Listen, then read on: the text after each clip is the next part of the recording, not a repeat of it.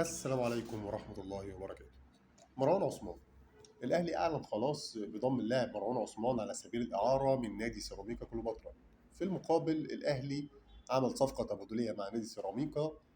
سيراميكا خد من الأهلي عمر كمال عبد الواحد ومحمد عبد الله.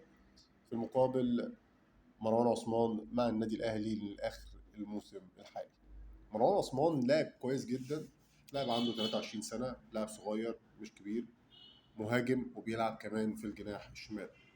لعب مع سيراميكا حوالي 18 ماتش في كل البطولات وأرقامه مش وحشة، هو جايب 3 أهداف وعامل 4 مساهمات حاسمة.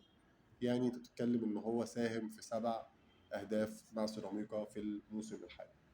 لاعب كويس، هنشوفه في الأهلي. هو كده كده بدأ التمرينات مع النادي الأهلي استعدادا لمباراة يانج أفريكا في دوري أبطال أفريقيا يوم الجمعة إن شاء الله القادم.